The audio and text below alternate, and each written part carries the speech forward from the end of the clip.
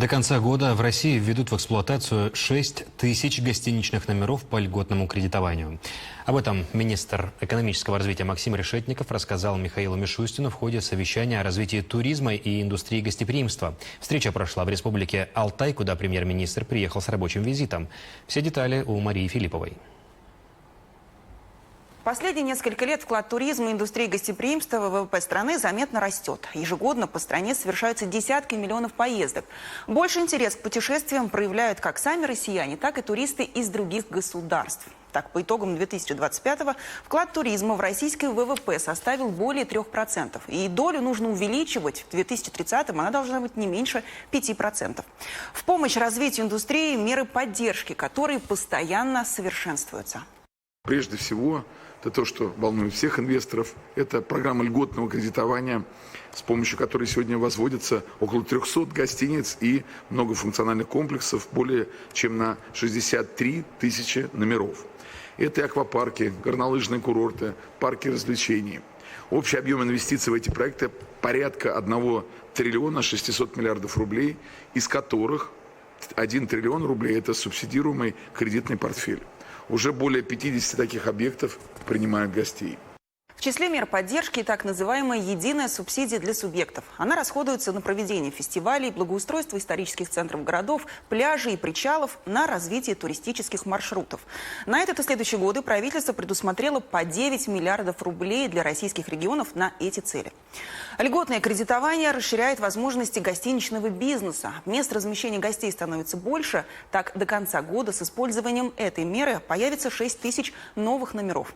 Ательерам помогает и так называемый нулевой НДС. И по словам министра экономического развития Максима Решетникова, его продление до 2030 года стало важным решением для отрасли. Отмечает, турпоток дает стабильные показатели. Что касается значимых инвестпроектов, Космос Хотел Групп вложит в строительство 100 отелей в России около 700 миллиардов рублей. Прошлый год мы завершили со сдержанной динамикой по поездкам, чуть больше 2%. При этом оба показателя национальной цели по туризму, это и вклад отрасли в ВВП, и экспорт туристических услуг, были достигнуты. За первое полугодие текущего года, по данным Росстата, число турпоездок выросло на 4,3%. Однако мы пока осторожны в ожиданиях. На фоне снижения бронирований в летнем сезоне понимаем, что по итогам года покажем результаты, сопротивимые с прошлогодними. Выездной туризм прибавил 20% в первом полугодии. Нашу страну посетили 2,5 миллиона иностранцев, и более 22% из них – жители Китая. Популярность российского направления по-прежнему поддерживает временный безвизовый режим. Также Россию активно посещают гости из стран Персидского залива, Турции и Индии. Приезжают не только в Москву и Санкт-Петербург, но и на русский север и Дальний Восток. Чтобы путешествий по России было больше, в нашей стране активно модернизируют инфраструктуру. По инициативе президента проводим модернизацию аэродромной инфраструктуры 75 аэропортов. На 38 из них уже идут, соответственно, работы. В том числе и здесь, в Горно-Алтайске. Сейчас ознакомились с этим проектом. Это будет очень красивый современный аэропорт. И я очень надеюсь, что как можно больше людей станут приезжать сюда и уже из Горно-Алтайска дальше путешествовать как в Республику Горно-Алтай, так и в Алтайский край, да и в смежные регионы. А еще туристам стало проще заселиться в гостиницу. Теперь сделать это можно не только по паспорту, но и с помощью водительских прав и иных документов.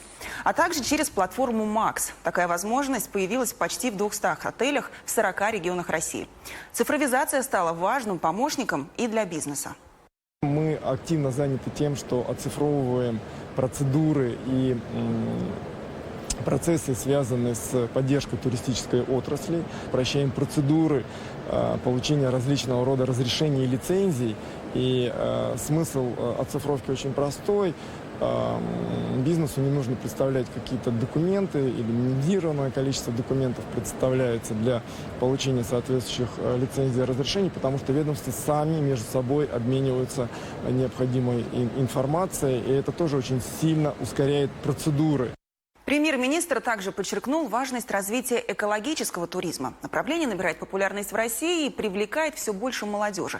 Подобные территории необходимо развивать, в первую очередь, с точки зрения повышения транспортной доступности. Но в Манжироке на Алтае не только строится новый аэропорт, но и обновляется инфраструктура курортов, появляются новые маршруты. С достопримечательностями ознакомилась Виктория Тальберг. Один из самых живописных воздушных маршрутов Алтая. Только посмотрите, какие красоты открываются с этой канатной дороги. Довольно легко прийти на свидание с этим регионом и однозначно влюбиться в него с первого взгляда. Ритм гор звучит так мощно, что притягивает туристов со всей страны. Аутентичная культура коренных народов и нетронутая природа Алтая превращают обычную поездку в колоритное путешествие. Только за прошлый год регион посетили почти 3 миллиона туристов. Принимать больше отдыхающих будет возможно после запуска обновленной воздушной гавани. Здесь буквально на наших глазах возводят новый масштабный инфраструктурный объект для Республики Алтай. Это международный аэропорт, который, по задумке архитекторов, будет оригинально вписываться в природный ландшафт региона. Даже сама крыша будет напоминать горные склоны. Новый четырехэтажный терминал позволит принимать более 1000 пассажиров в час, как с внутренних, так и с международных рейсов. Это будет внутри очень просторный, очень воздушный, такой современный, светлый терминал, наполненный естественным солнечным светом, потому что на Алтае порядка 320 дней в году они солнечные. 4 телескопических трапа, и общая площадь вокзала будет превышать около 31,5 тысячи квадратных. Сегодня сердце Алтая – крупнейший туристический кластер России Манжирок. Круглогодичный горный курорт формирует 45% турпотока республики. За прошлый год его посетили 1 миллион путешественников. Зимой привлекает современная горнолыжная инфраструктура почти 100 километров живописных трасс. Летом экотропы, променады у озера, парк приключений Дримвуд. Курорт Манжирок радует уже не первый год. Мы очень приятно удивлены, потому что мы были последний раз здесь в 2024 году.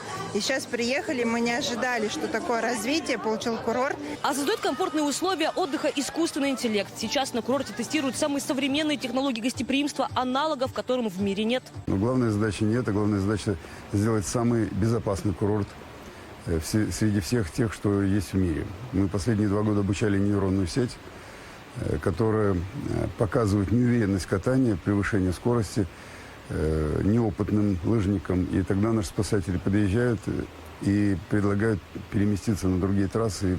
Даже туристов на курорте перевозит транспорт будущего. Сейчас мы проводим тест-драйв беспилотному шаттлу. Как мы видим, искусственный интеллект сам непосредственно выстраивает маршрут, анализирует дорожную ситуацию. Но это наглядный пример, что прогресс действительно рулит. Мы с вами каждый ездили в машине, все время нужно смотреть в зеркала, уровень вашего обзора также ограничен вашим положением автомобиля. Сенсоры здесь стоят довольно высоко, автомобиль высокий, и видят все вокруг в режиме реального времени, позволяя системе безопасно заранее в рамках правил дорожного движения предпринять тот или иной маневр, который требуется. Не верится, что мы вот такое уже видим. Такого раньше не было, очень интересно. Да, мы гордимся своей страной. Параллельно с развитием туристического потенциала региона курорт Манжирок активно ведет социальную политику. На сегодняшний день благотворительный вклад Сбера в республику превысил 2 миллиарда рублей. Сейчас возводится высокотехнологичная детская психоневрологическая больница. Детки, которые здесь будут, они будут в основном с задержками психоречевого развития и аутизмом. Эти детки, которым не хватает тактильной стимуляции. Да? И поэтому вот этот тренажер, так скажем, «Сова», он разработан для нейрореабилитации. Также с развитием курорта создаются новые рабочие места. К 2030-му их число составит 15 тысяч. Алтай для нас, местных коренных жителей, считается вообще храмом, можно сказать. Потому что для нас каждое дерево, каждая река, каждая гора, каждый камень – это все для нас живое. Сегодня Манжирок называют российским Давосом. Курорт стал отечественной площадкой для деловых встреч. И, возможно, в будущем станет бизнес-столицей России. Виктория Тальберг, Сергей Ухваренок, Алексей Подвигин, Александр Чернецов. Вести. Фонд